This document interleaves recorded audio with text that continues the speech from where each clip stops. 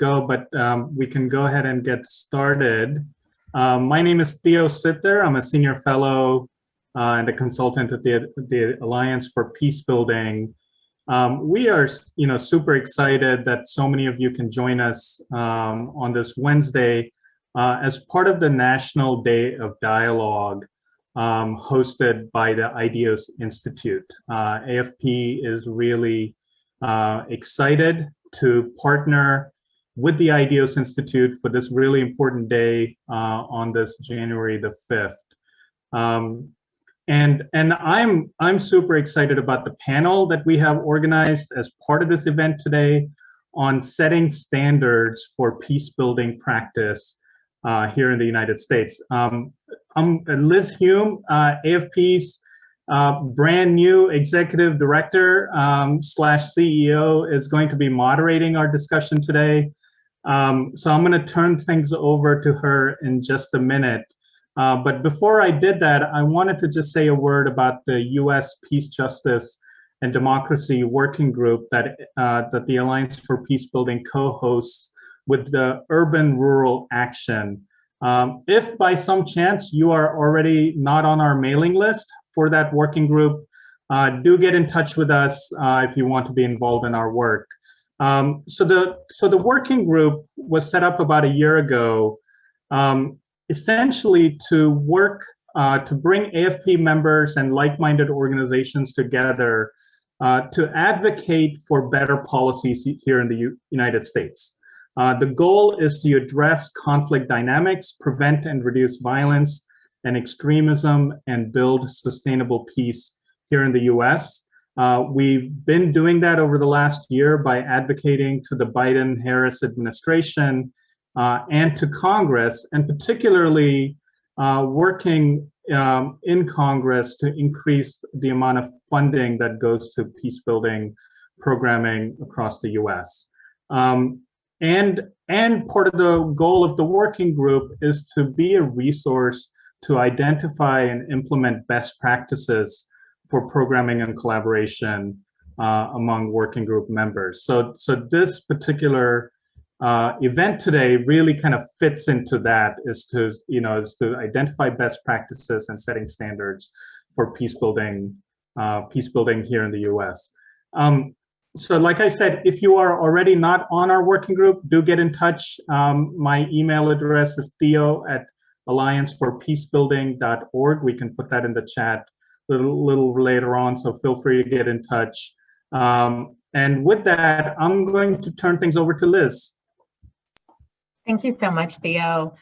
And as Theo said, we have a really good session today. And this is an issue that is so, I hold really near and dear to my heart. It is a really important topic. It's not, a lot of times it doesn't get a lot of attention. It isn't as exciting as a lot of the other topics, but this can really make or break our work.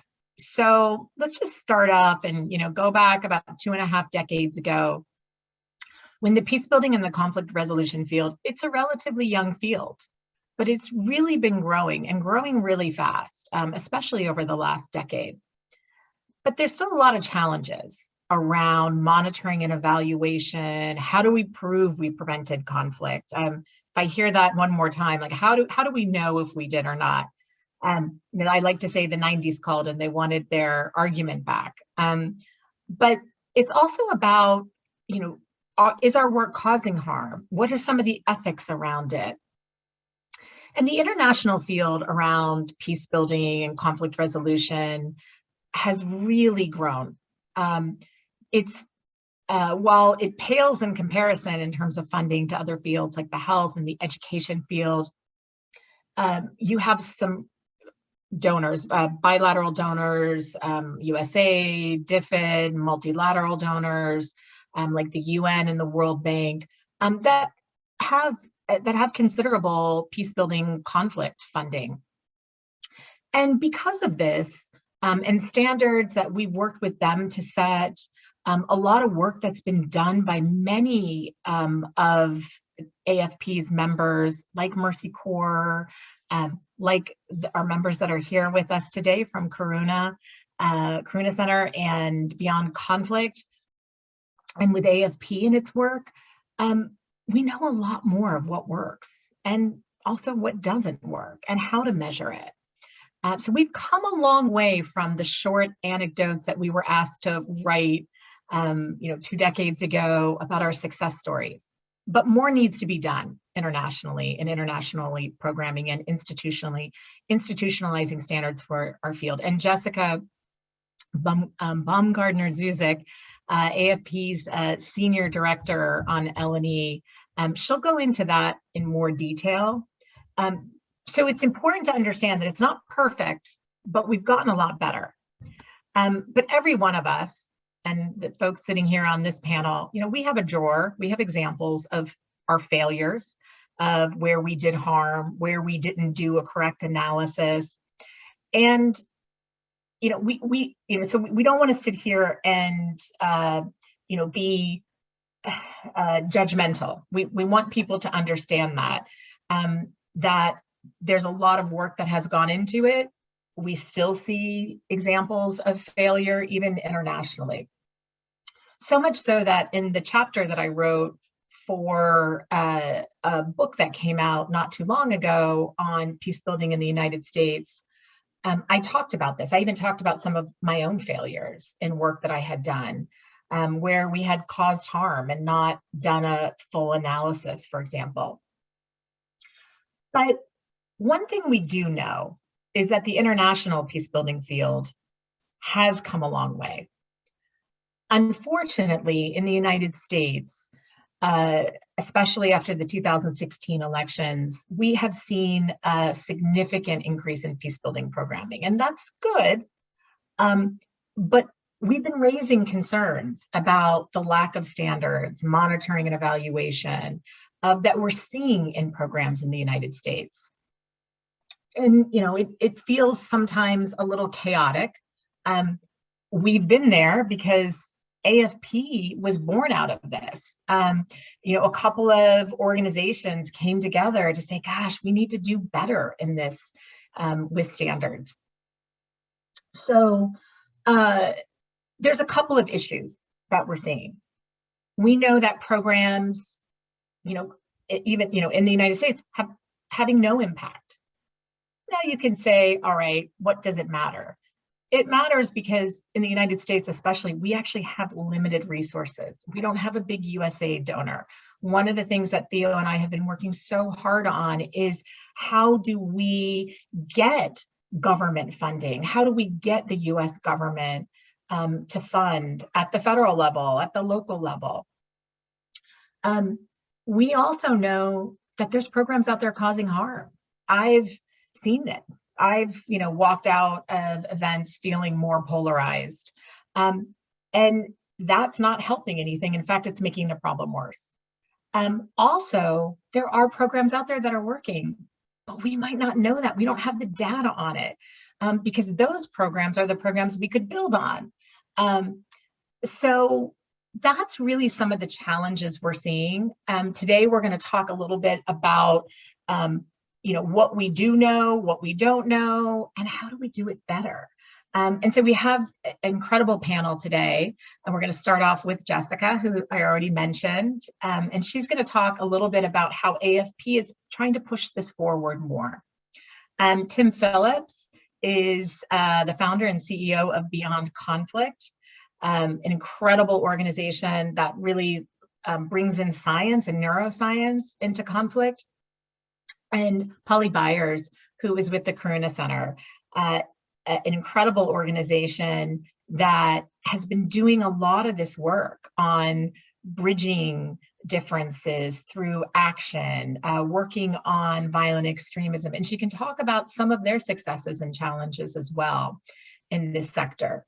So with that, I'm going to say welcome to everybody here. Please put questions in the chat. I'm going to open it up for everyone to, say some words on, what do they think? Do they think that, there are additional challenges out there? What are some of their thoughts on this? Give us some of their examples. And then have a conversation about this, and we'll be pulling in your questions throughout. So with that, I'm going to turn it over to Jessica. and say once again, this is a really important topic, and thank you all for being here. Well, thank you, Liz, so much, and welcome to everyone. Good afternoon, good morning, maybe good evening, depending on where you're calling in from. As Liz said, I'm our Senior Director for Learning and Evaluation at Alliance for Peacebuilding, and I was tasked with a rather momentous, task of trying to both understand where AFP fits in this, what is the current state of evidence around dialogue and peace building, as well as what are some of the standards that I would put forth and say are needed for our field. So I'm going to try and do that rather succinctly in the next 5 to 6 minutes. But I wanted to start by really highlighting the fact that at the Alliance for Peacebuilding, we really are the leading field building organization, and we work hard to both support, to develop, and to advance the peace building field, as Liz was highlighting as she was introducing both our history of where we've been and where we are now. And we, through our broad network of 160 plus organizational members working throughout the globe, have extensive strategic partnerships, policymakers, practitioners, donors, etc., to really work on affecting systems level change for our field. As part of our new strategy, 2 of the major components that I'm going to bring into our conversation today relate around how we can work towards creating standards of practice to align the peace building field around common purpose. And just as importantly, especially from where I sit, how can we work on developing an evidence base to ensure better policies, better funding, and better practices for our field? So as part of today's conversation, I'm going to speak a little bit into both of these areas in relation to my work at AFP, leading our learning and evidence portfolio. And one of the questions that brought us here today was, as we see this increase in programming, particularly in the United States, aimed at building peace and reducing polarization, particularly this large proliferation of programming, as Liz was highlighting, that's focused around dialogue and intergroup engagement. The peacebuilding field has a long history of working on intergroup engagement as well as dialogue programming, but just as importantly, no matter what our history, as a researcher, I always ask, well, what do we know about intergroup and dialogue effectiveness? And I know that my colleagues, both Polly and Tim, are going to talk about some of the experiences they have within this realm. So I'm going to talk at a very high level, but I wanted to give a few key examples of some of the questions that remain for our field, or we're still trying to investigate, or are just still looking to answer writ large. At the Alliance for Peacebuilding, one of our areas is actually focused in our interreligious action portfolio, and we have a program focused particularly on a peer learning community on evaluating the impact of interreligious dialogue programming. So we focus a lot on the interreligious dialogue component. However, dialogue programmings writ large are often, we are building off of that within an interreligious sphere. So we work with quite a few leading organizations doing interreligious dialogue programming as they're undergoing impact evaluations themselves and attempting to answer some of these key questions on effectiveness of their own programs. But a lot of these types of programming, both dialogue as well as intergroup of engagement programs, are based around contact theory. And I know Polly and Tim are going to talk about this a lot. We have a long history of understanding contact theory. I think one of the key areas that I would pinpoint that still can be a questionable component on applying this is the necessity of prime conditions for effective contact theory to work, which doesn't mean that we can just bring people together and all of a sudden things are going to work out. So there's a lot of stipulations there that we have to be conscious of, even if we've seen evidence around this theory working in the field. But some new research findings that you may not be as familiar with that raise still some, in often cases, more questions than answers. One of the new recent ones that I've been excited about was the IPA study on building social cohesion that focuses amongst Christians and Muslims through soccer in Iraq. And they were looking at bringing together through a group engagement around integrated soccer leagues to understand how that could improve behaviors or attitudes across these interreligious dialogue components. And while they saw improved behaviors amongst different peers, they didn't necessarily see that affect behaviors in other social contexts. So while it was working on the teams, they didn't see that translate outside of the soccer league. So one of the key areas that comes from studies like this that we're understanding is, while we're not seeing consistent effects on attitudes across the intergroup, we also aren't always understanding how to build broader social cohesion outside of that unique group. Another study that I think didn't get as much attention, but is really interesting, was a field experiment done in Chad looking at perceptions of religious elites towards tolerance and nonviolence, working with clerics throughout the country. And one of the things that I think is really interesting in this research that was done by Ideos Institute was understanding that while they saw a significant influence in terms of how individuals were perceiving social norms, so it wasn't changing attitudes and it wasn't necessarily changing behaviors, but it was looking around how social norms affect the way we as individuals act, how we act alone, how we act within our in-groups, and how we act between groups. So perhaps focusing less on individual attitudes and behaviors and maybe focusing our efforts on these types of how we develop social norms or mores or shared consensus about what typical behavior is amongst peers could lend itself to some different forms of evidence that could tell us we could maybe focus our efforts there a little bit more. And I know Tim's going to talk a bit about some of the programming that they're doing that could relate in that space. So what does that mean broadly for best practice? And I've highlighted two. There are other studies, and we'd love and look forward to sharing more from our own work within the peer learning community in the coming year. But a couple things that I would highlight that has to happen is we absolutely need clear statements of goals, methods, outcomes, really understanding and dialogue in particular. What are the level of changes that we're hoping to affect? Are we looking at a psychological component? Are we looking at a community component? Are we looking at a societal component? What is the level of change that we are targeting in on? Because again, just bringing people together is not necessarily going to change how we see polarization writ large in the US. So things like, are we changing beliefs and attitudes or knowledge? Are we changing ideas of our own identity, other individuals' identity, perceived positive behaviors towards the other, in-group, out-group? All of these are key components, and integrating as a best practice, focused, and I would say rigorous design, monitoring, evaluation in these programs is very important and is a critical standard when it comes to applying peacebuilding programming. But we still have lots of questions, like where are we aiming at attitudinal or behavioral change? Do we need attitudes to change behaviors, or vice versa? At what level of change are we looking to transfer? If I change myself, how does that affect my family? How does that affect my community? How does that affect society? And just as importantly, I think this is critical in the US context, how do we scale these individual dialogue programs to more broadly transfer these effects outside of those unique groups? And the last point I wanted to make, one of the key questions that was posed to each of us was, what are the principles that you would promote for setting standards of peacebuilding in the United States? And I'll be very clear that I'm going to say setting standards of peacebuilding anywhere, irrespective of the United States or global. For me, we really need stronger research ethics. We have so many issues where I would argue that basic standards of research ethics need to be integrated within the field, and they're very much inherent to the ethos of peacebuilding. But as Liz was mentioning, there are so many examples where the rights of our subjects or beneficiaries or participants, they've been manipulated and in some ways just flagrantly disregarded, sometimes in pursuit of our own research or our own goals. And this is so much more important in the peacebuilding context, where we're already working with individuals who are vulnerable due to upheaval, threatened livelihoods, political violence. So the threat couldn't be even more relevant. To address this gap, Liz and I are just finished working on a new chapter in an upcoming book that should come out this spring called Wicked Problems: The Ethics of Action for Peace, Rights, and Justice. And we recommend the adoption of 6 minimum standards when it comes to research ethics.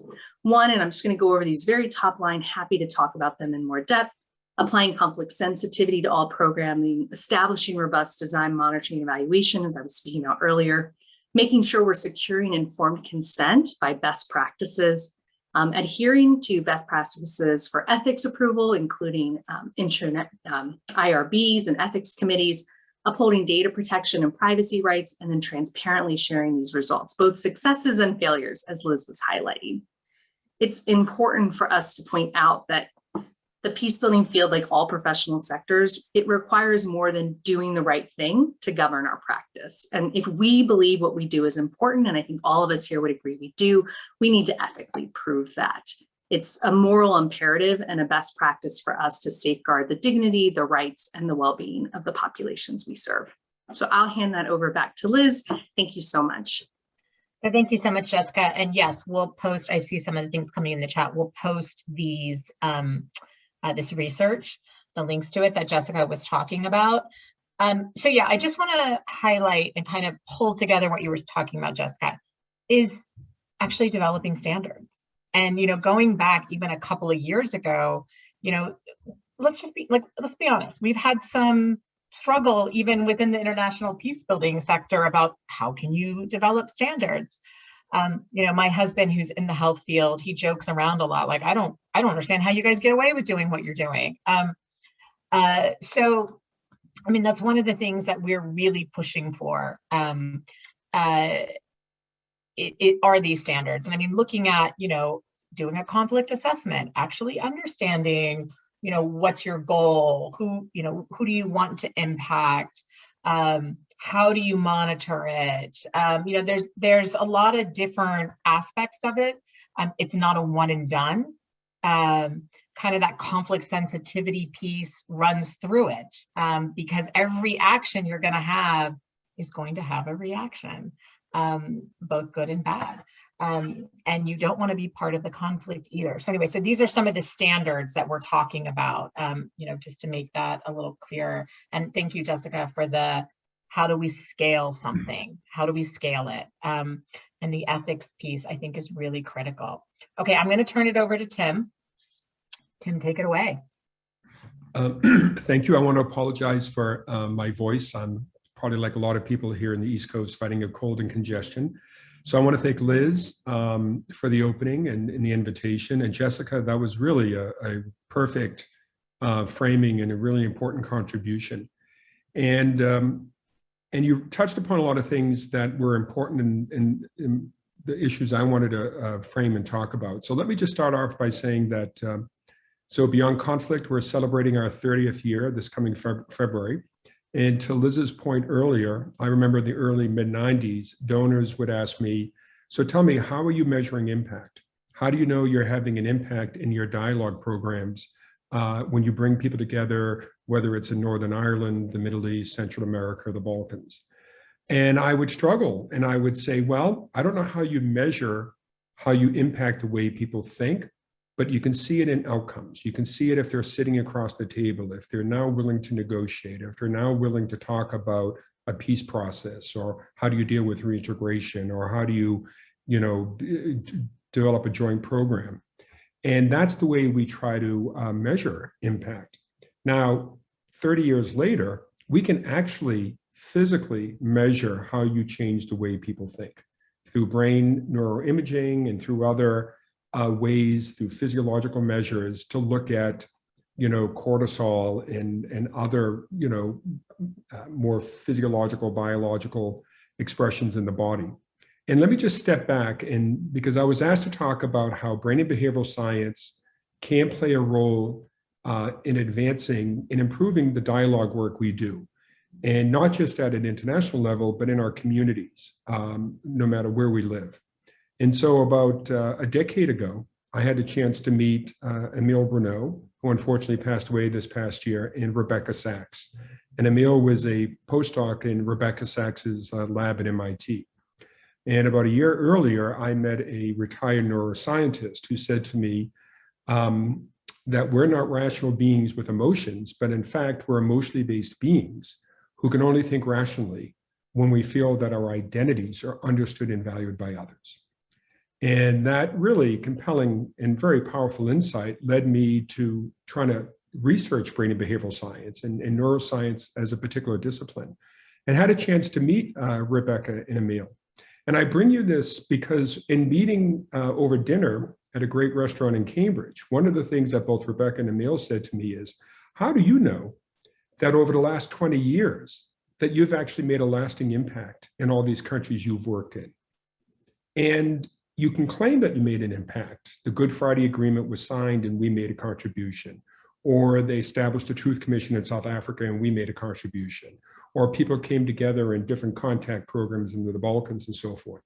But do you really know what psychological processes and maybe neural mechanisms were engaged, how long would it take you to make that impact? How many times would you have to bring people together? And did you bring them together in the right way? And I sat there and I thought, well, not only do you sound like a funder, but I cannot imagine answering what the psychological processes were that were engaged to advance positive change or limited that, never mind the neural mechanisms.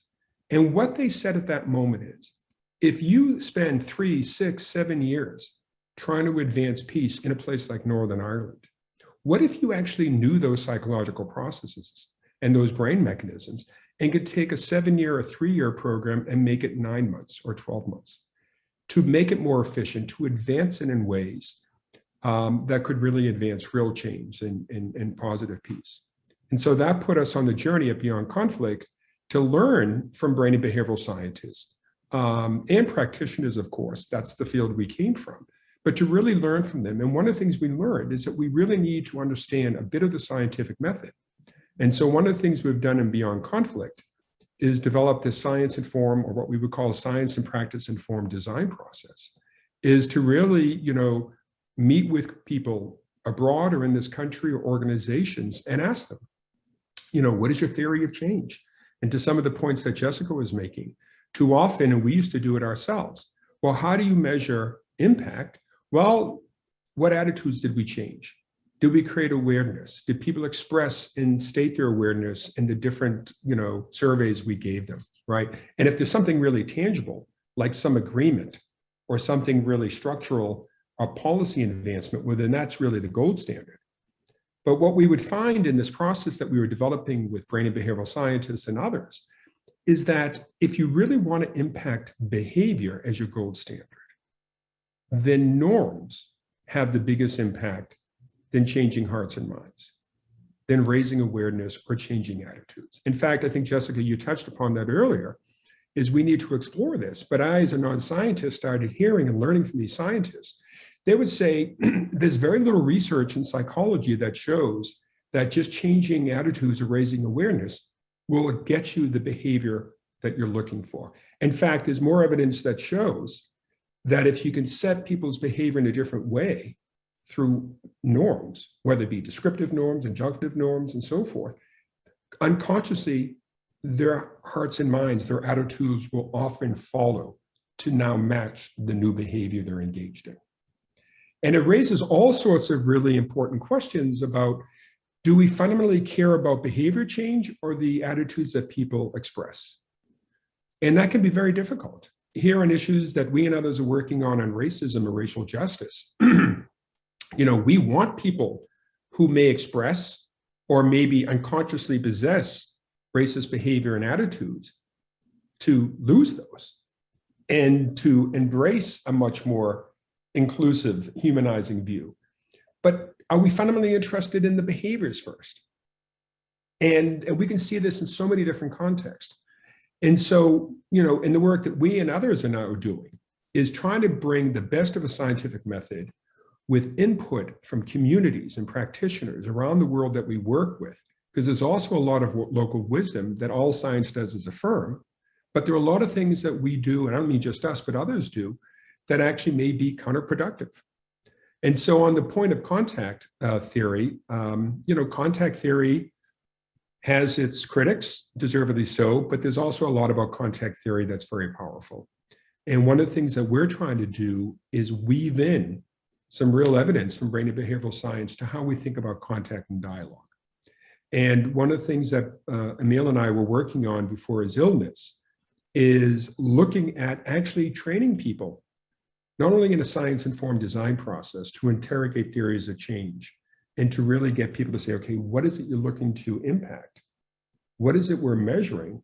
And what are the psychological processes you may be intervening in a positive or negative way in the strategy or the theory of your work? And how do we test then, is this working or not working? But the other thing was just training people about their brains gives people the chance to be self-reflective in a very neutral way.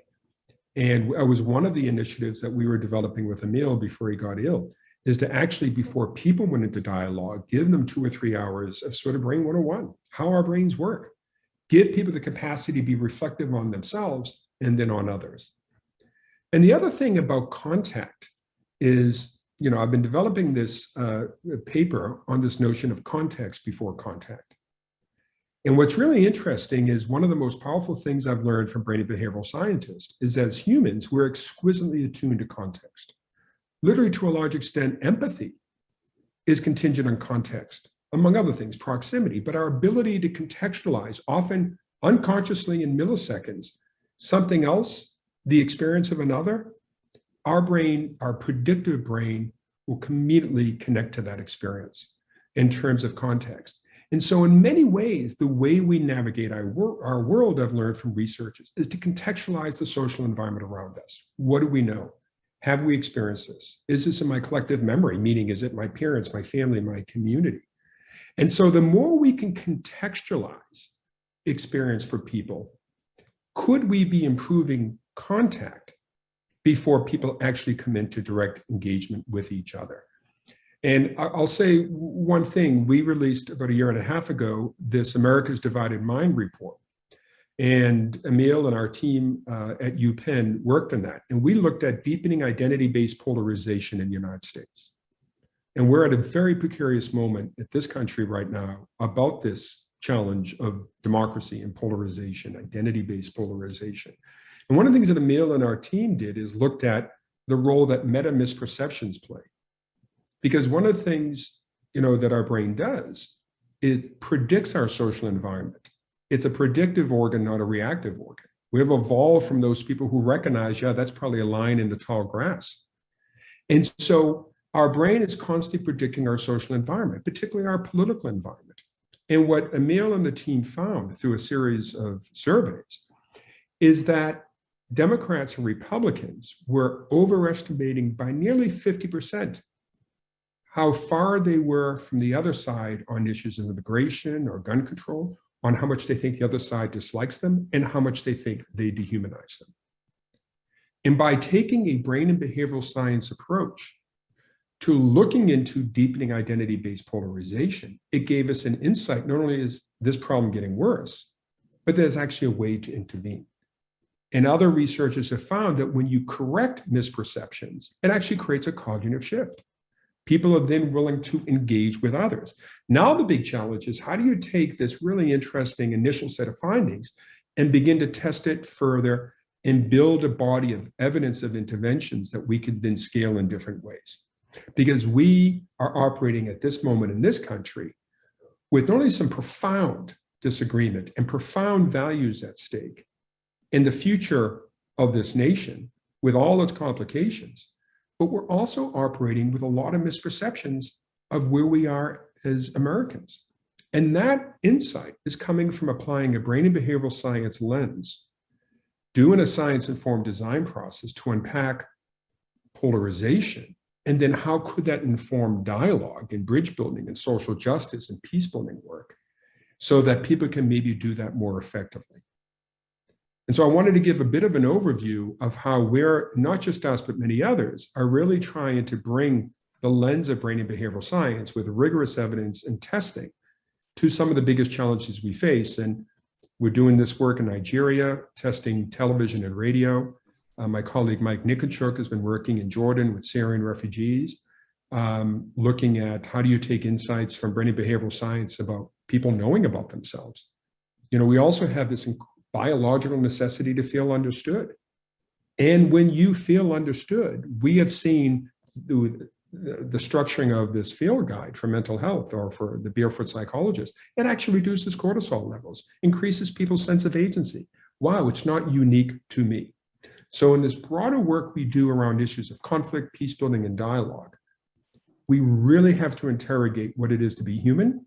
And we now have tools that we didn't have 20, 25 years ago about, and research about the human brain, that I think is incumbent upon all of us if we're going to do this work more effectively. So thank you, and I look forward to the Q&A. Thank you, Tim. Beyond Conflict's work is amazing. I encourage everybody to go to their website. I also want to say the Emil Bruno was such a huge loss to our field. I'm going to put in the chat link. In 2015, AFP and USIP's PeaceCon was held, and he was the keynote speaker. And I, and Tim, you were also there as well on that session. I go back and watch Emil's this video about once a year because so much of what he was talking about, we still have not integrated into our field. And, you know, he was brilliant. So I'm going to put it in the chat. And, you know, I highly encourage people to pull up that session, because even though it was 7 years ago, it still is true today. And we haven't incorporated a lot of those findings. I also want to just pull up something you said about context. You know, the context and understanding who, you know, we need to be working with. And it's not just one side or the other, it's everybody. You know, and I know you and I've talked a lot about sometimes is before you even do this, you have to do intra-group work, because, you know, both on either side, work has to be done in an intergroup before you even connect as well, that context. So anyway, I just wanted to kind of highlight that as well. I know you and I've had a lot of conversations about that. And then I also want to, Polly, I'm going to get to you, but then I also want to come back and talk a little bit about,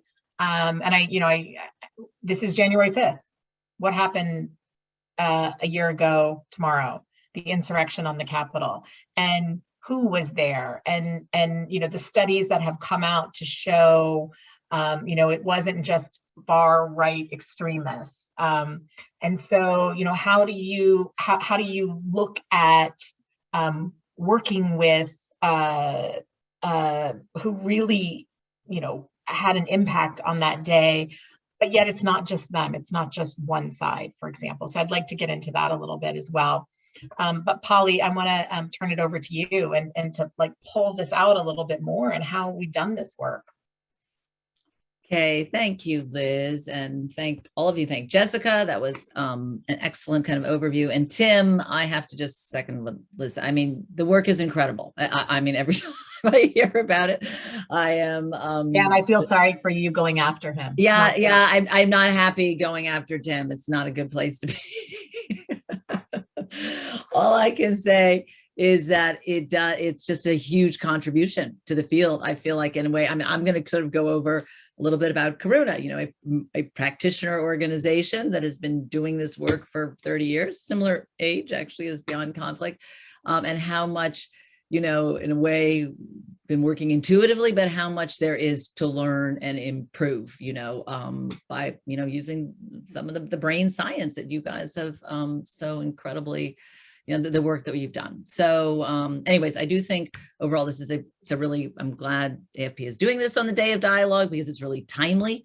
And thanks, you know, for the invitation to Karuna, which I think does have a rich history to share along with so many other organizations. And I really do think, I mean, obviously that's the point here, that it is important that whatever standards we are, you know, collectively developing, that they really do benefit from, you know, the work, the hard-earned lessons of all the, you know, the decades of work in the international field, because, you know, we're all continuing to learn, but I think there's a lot of relevance, as I'm just going to kind of outline with, you know, with the work that Karuna has done. So just briefly, I think it's important to note that Karuna was founded by a psychologist, Paula Green, who I think may be here with us.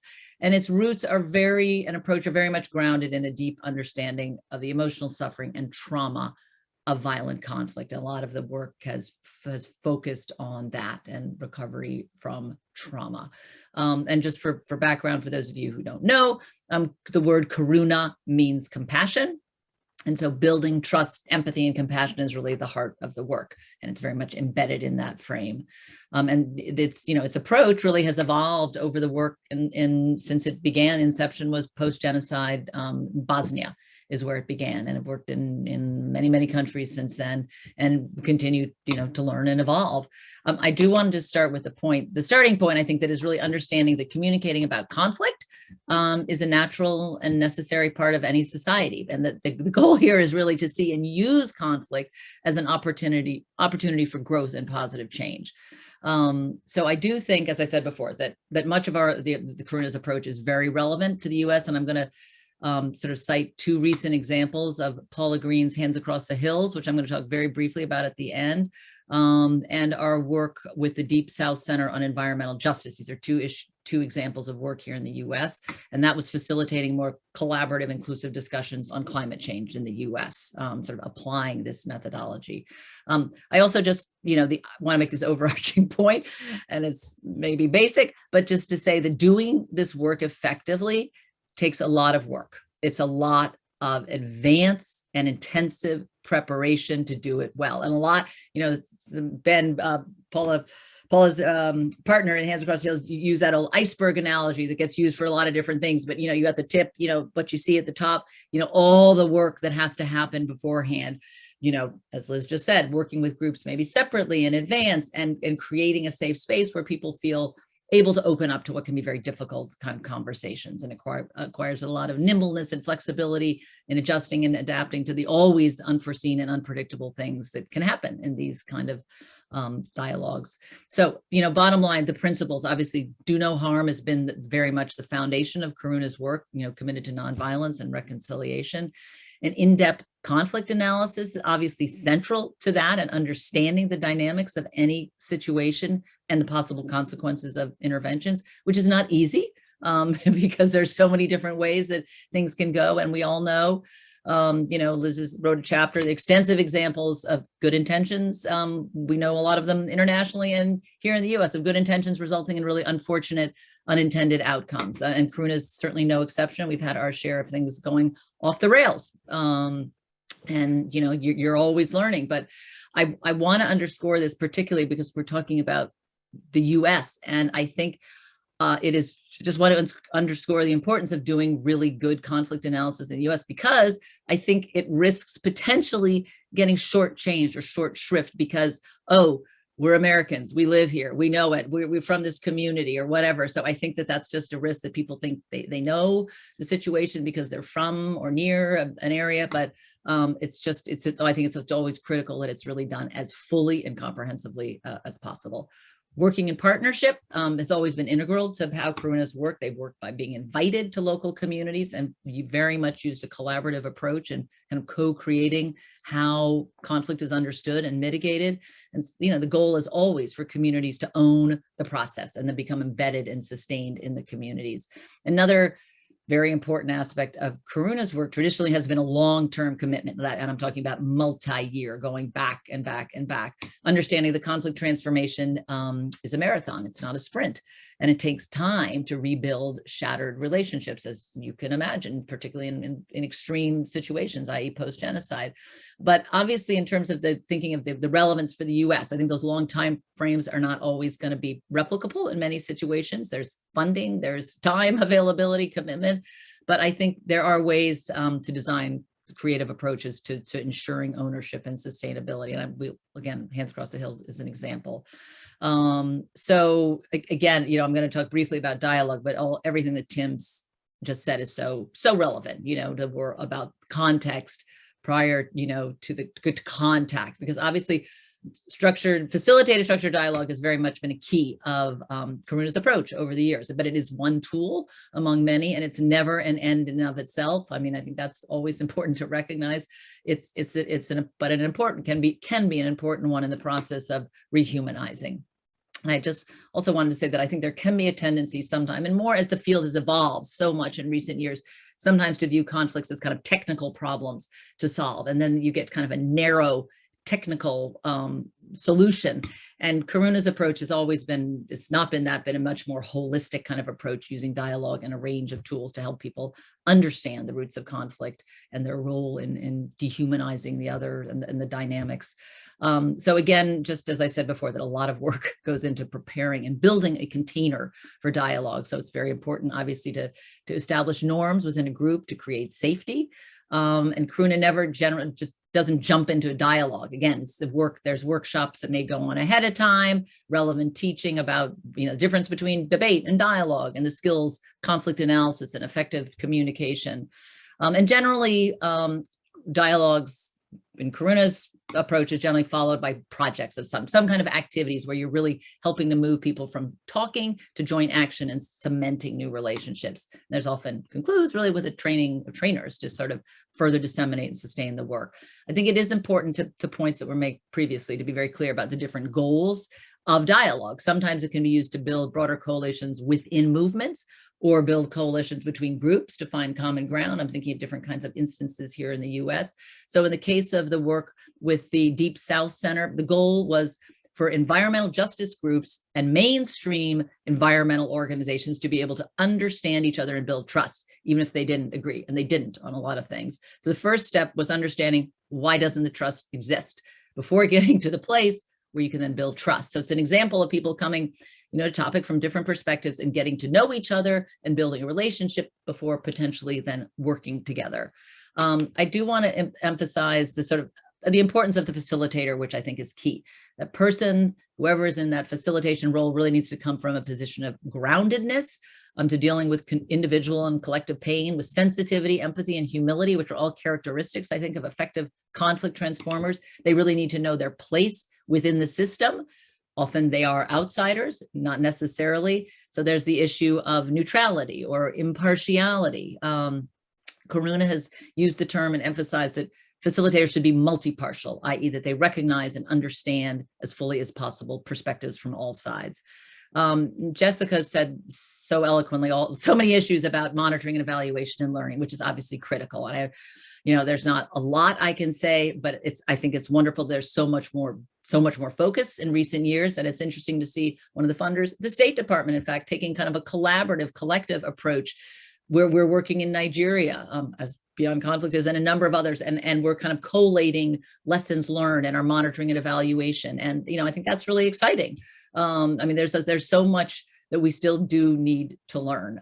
We did have very interesting experience with a professor from UMass, Linda Trop, specifically looking at our work in Rwanda and how do we measure, how to bring both quantitative and qualitative approach to measuring things like social cohesion and building trust. And it was really, that was encouraging. I think there's a lot more to be learned. So in conclusion, because I already feel like I've gone on too long, I wanted to just briefly talk about Paula Green's Hands Across the Hills project, which some of you may have heard about. And she has a wonderful partner named Ben Fink, who was in Lancaster County in Eastern Kentucky. So it was bringing together, in brief, two very different, we'll just say polarized politically communities. Western Massachusetts, very liberal, Eastern Kentucky, quite conservative.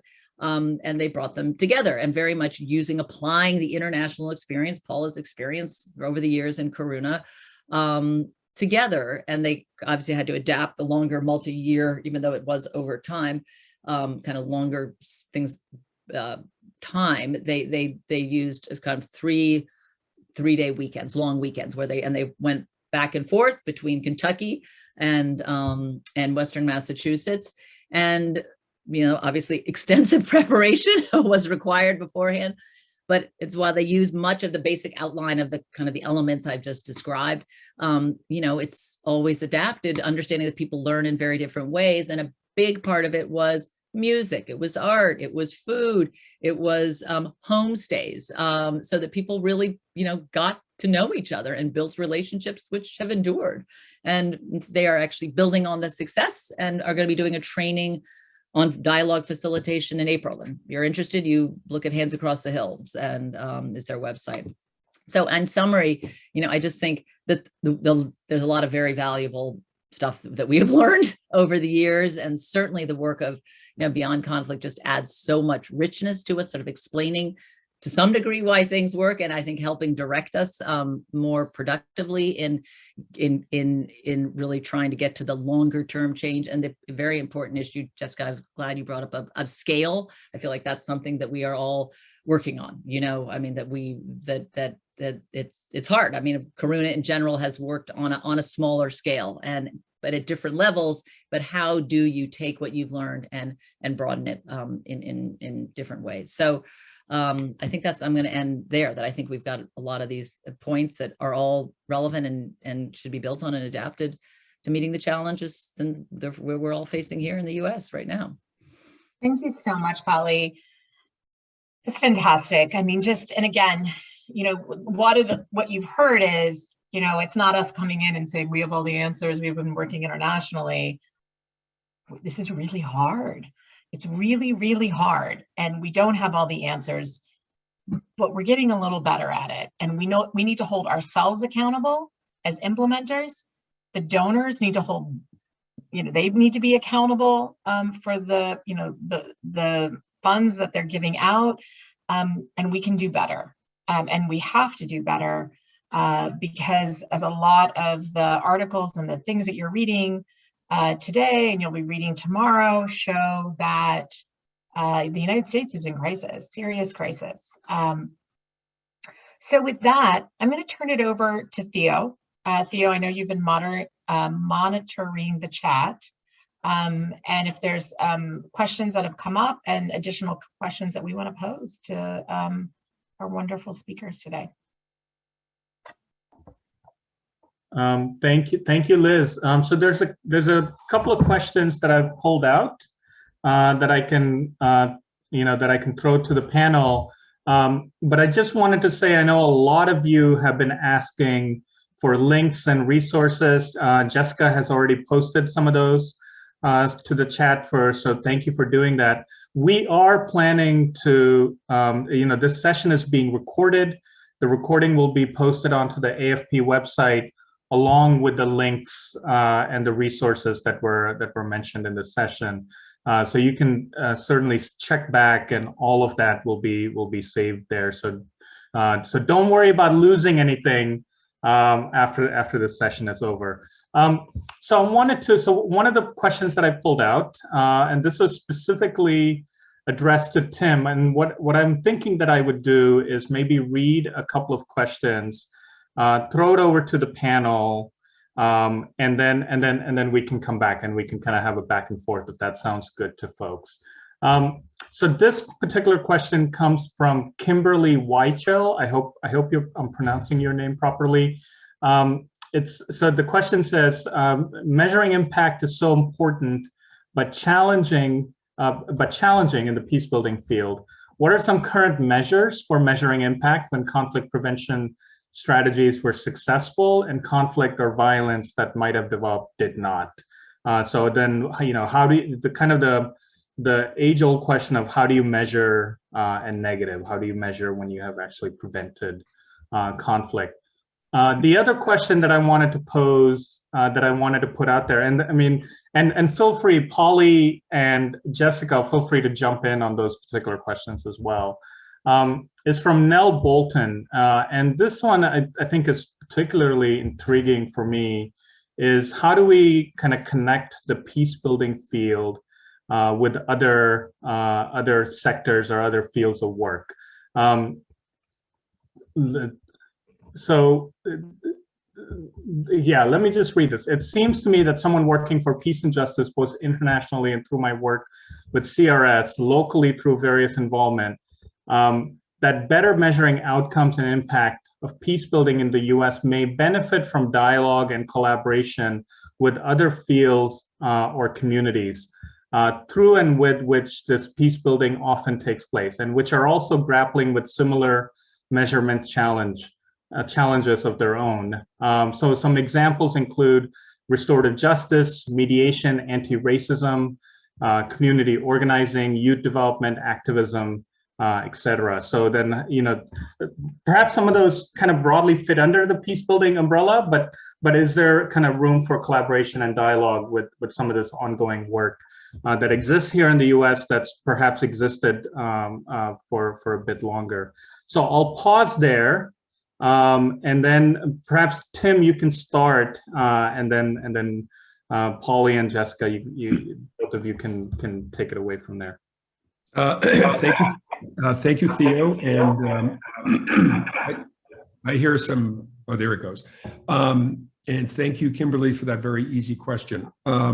So one of the things I will say, the engagement of brain and behavioral science in developing really validated, peer-reviewed, tested interventions, we're making some progress, but there's still work to be done, meaning we want to have real evidence behind it. I mentioned earlier that one of the projects I was hoping to do with Emil that post-COVID we hope to re-engage on is actually measuring the impact of dialogue initiatives in the same way I mentioned earlier. But let me tell you about two specific related interventions that we developed where we're able to measure impact. And they're related, but not directly about dialogue. So a number of years ago, there was a conference in Washington on Islamophobia. And this was during the end of the Obama administration. And it was focused particularly about Islamophobia in the United States and more broadly the West, but in the United States. And Emil and I, we were a team for many years traveling to these different places, would always introduce the lens of brain and behavioral science. And this was about 6 or 7 years ago. And, you know, over very robust 2 days, at the end, the organizers said, what would it be to apply a brain and behavioral science lens to the issue of Islamophobia? And so we got some funding, and Emil and I came back. He was at MIT at the time. And the question that a brain scientist would ask, or behavioral scientist, is, okay, as humans, we think automatically, we think in groups, and we think in mental models of the world. And one of the things that we would have to overcome is the automatic default to collective blame. When there are really bad negative stereotypes towards Muslims, in this case, around Islamophobia with certain communities, how do we overcome collective blame? What intervention could we develop to then test to see if we can make a measurable, meaningful impact? And there's a report that we can share later, but what essentially happened is in a project that over 1 year in the United States and Spain, what Emil did in the study that we did through Beyond Conflict and Emil then at MIT is he would take a group of white Christian Americans and ask the question. He did a similar thing in Spain, is he wouldn't talk about how the brain works. So he wasn't priming the people in this study. And he would ask the question, do you think that all white Christians in the United States should be responsible for what Dylan Roof did in the church in South Carolina? And the automatic response was, oh, no, he's crazy. He doesn't represent us. Well, what about Timothy McVeigh, what he did in Oklahoma City? Should all white Christians in the United States be responsible for his behavior? Same response. No, he doesn't represent us. He's a crazy person. Well, what about the Westboro Baptist Church and what they do?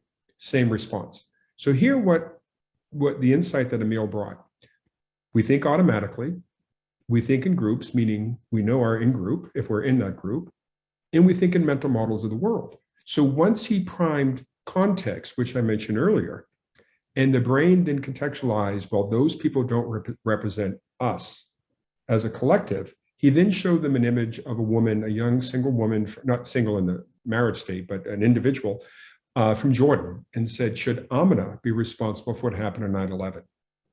And the response was no. Well, what about Muhammad here in Tunisia? Should he be responsible for what happened in Orlando? No. And what was happening is because he had teed up context without calling it out, and then introduced individuals from the Islamic world, religion, the response was, no, they shouldn't be responsible. What essentially he was teeing up was hypocrisy being recognized in the brain. And that 10-minute intervention we followed in Spain lasted a year. Every quarter, the team would reconnect with the participants in Spain. We got similar results in the United States, but didn't last as long. Is that when you introduced a petition against Muslim immigration or some anti-Muslim policy or cut back on resources, the majority of people did not support that going forward. That 10-minute intervention in that case created a lasting cognitive shift where they then thought of these people not as a collective, but as individuals. And it wasn't because we were trying to humanize them or create empathy. What Emil said is we needed to tap into something our brain does automatically, is once we contextualize and we understand something in our own brain, our brain then does the work for us. Now, it doesn't mean it will always last a lifetime. We're always trying to figure out how many times do you need to intervene? in a world, in this cognitive ecosystem we live in, where we often get reinforced in negative ways. But we do have evidence that you can correct a view of collective blame towards others. And then also the supposition is, does this then also create the capacity for dialogue? And there are other similar type studies and interventions where we're trying to get real evidence, and then can we take it further? And one of the things we had hoped to do, but no public transportation system in any of the major cities in the United States were willing to do it because it was seen as political, is then actually put posters in trains and subways. And one side of the poster would have an image, for example, of Dylan Roof, and say, we don't hold all white Christians responsible for the behavior of this one man. And then the next image on it would be, should we hold all Muslims responsible for the behavior of X? And then study, people who have gone through this system. And the point is really doing this creative intervention design study and saying, can we get that continuing cognitive shift? How many times do we need to reinforce it? How do we take advantage of what we know about how our brain works and then take that to scale? So maybe that's a long answer, Kimberly, to your question. We haven't done it yet, but we're working on it in different contexts on specific dialogue, contact programs. But there's a whole menu of these things that we and many others should be doing to have this sort of evidence. Sorry for the long answer.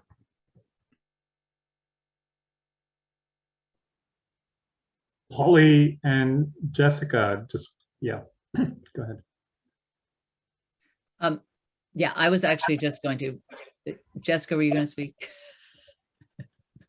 I was going to thank Tim for his response. Okay. Well, thank you, Tim. So to the question about connecting with other communities of practice here in the US, particularly thinking about restorative justice, anti-racism, community organizing type of work, what kind of collaboration from where you sit, what does that look like to you, and how could that work? I think there's a lot of opportunity for it. I'm sorry, there's this echo. Is that me? Maybe stop now. Because I think, even beyond, obviously, a number of the kinds of efforts that Nell, you mentioned of restorative justice, mediation, anti-racism, obviously those are, very naturally kind of aligned, I think, with the peace building field. So I think that, there's a natural affinity, but I think absolutely then, and I think, increasingly in the US, as I think these efforts begin to take root a little bit more, that right now obviously there's been a lot of focus on anti-racism and certainly restorative justice being a growing field, and you're seeing efforts on college campuses all over applying these kind of approaches. But I think there's a lot of cross collaborative learning that I think can and should happen across these domains. And I'm thinking the environmental field, for one, these where you've got a lot of fraught issues, and that's I mentioned before the work we've been doing with the Deep South Center. But I think there's just a lot of room for collaboration as we all are working together on how do we better measure the impact of our work. So I don't know if Tim, Jessica may have more to say, but I just think there's a lot of potential, just to agree. Yeah, thank you. Theo, I think it might be you who's giving the feedback. Sorry to say. Yep.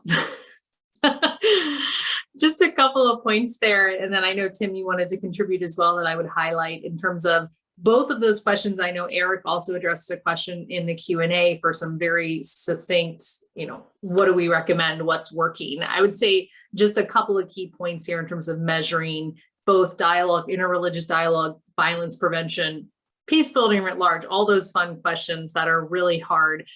One of the key things that I would highlight, of course, from AFP is the Irene Peacebuilding database. We're getting ready to release a 2.0 version that expands it over 10,000 peacebuilding indicators, trying to understand what does it mean to measure peace? What are we attempting to measure? What are those broad level changes? And One of the things I always highlight is the fact that it's so much easier to critique than create. So I'm not saying these are good indicators, but we need a better grasp of what peace building outcomes we're attempting to achieve in the field to best answer how do we then measure those effectively. And Irene lays the foundation for that, and I'll certainly provide links. But there are other great projects out there, including not only some of what Polly's mentioning at Karuna, Tim is mentioning his projects. I think one of the things we need to do a better job of is understanding what research has been conducted and where we've seen successes and, just as importantly, failures. Tim is highlighting key measures that they were looking at within specific contexts that may be of relevant to your own programs as well. We also have projects like the State of Art in Measuring Peace that's being conducted with the World Food Program and CIPRI. We have GRIEVE, the Global Registry of Violent Deaths, that's looking at understanding how we measure what the holistic component is of actual violent death globally. And I would highlight something that was always said to me, that if you can frame a question well, you're almost halfway done to measuring it.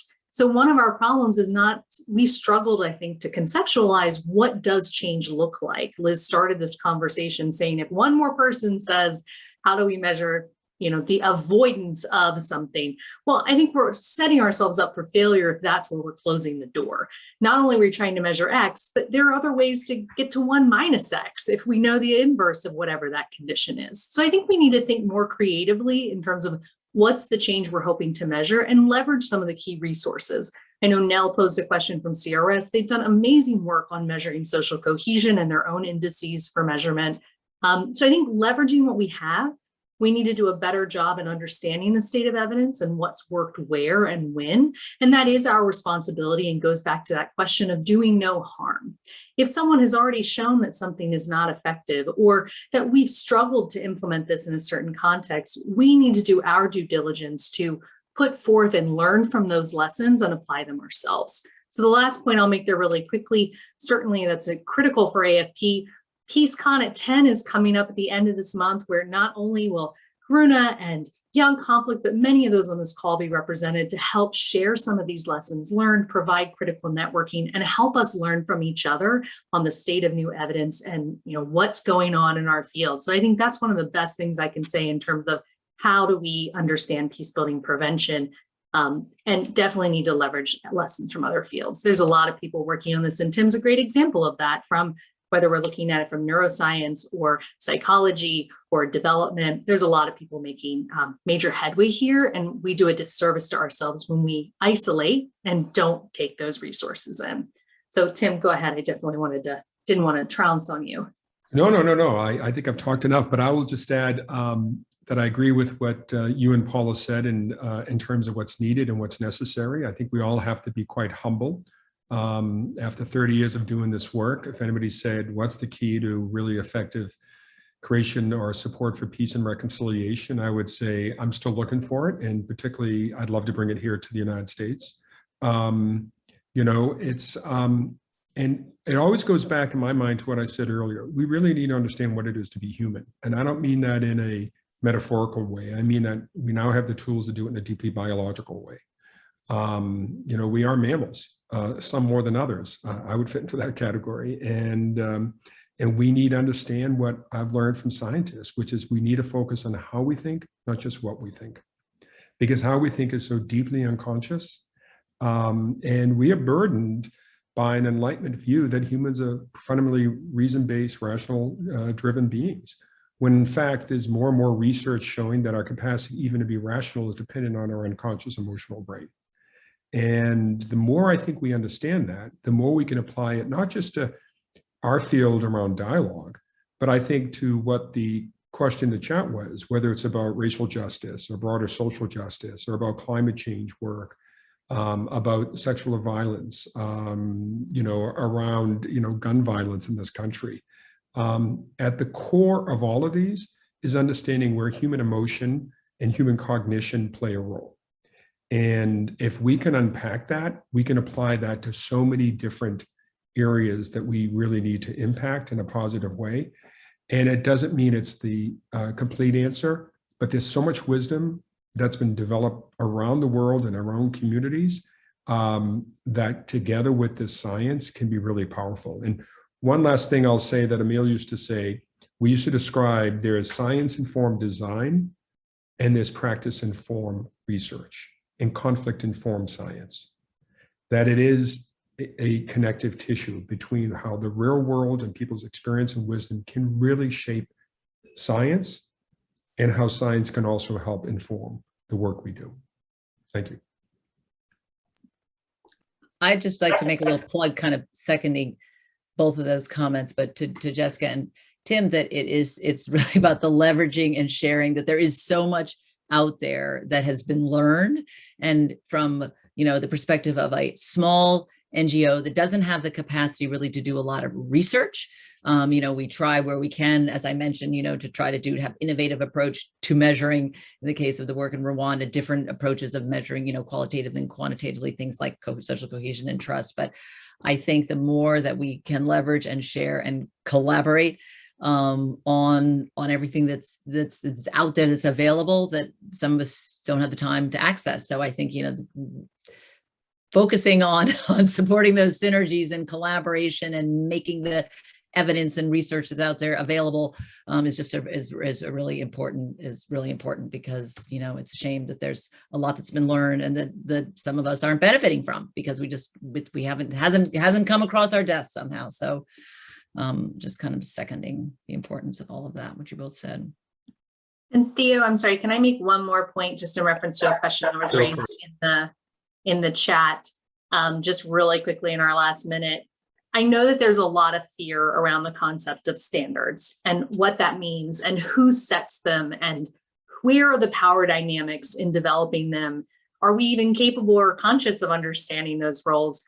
My argument would be that without them, we are all operating independent of each other, and we're not holding each other accountable, even at minimal levels.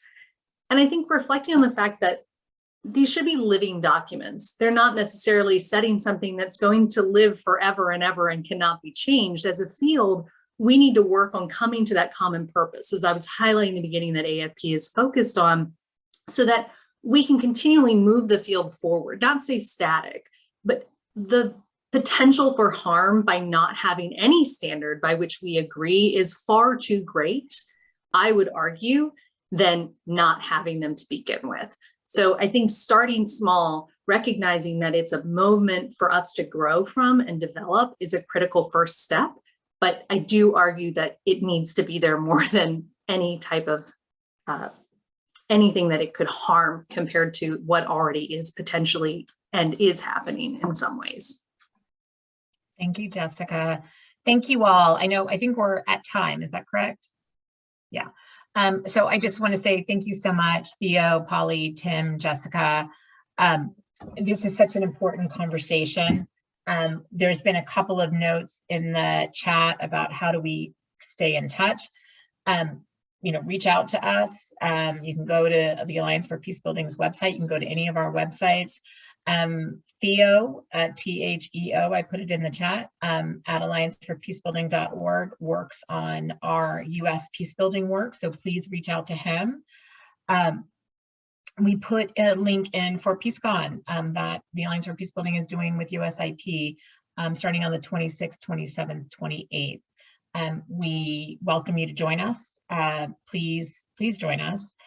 Because we're only as strong as we are together, and we have to learn from each other, and hold ourselves accountable to each other, you know, and hold the donors accountable, and the donors have to hold us accountable. We're in a big system, and once again, we have to learn from each other. That's how our field is going to grow.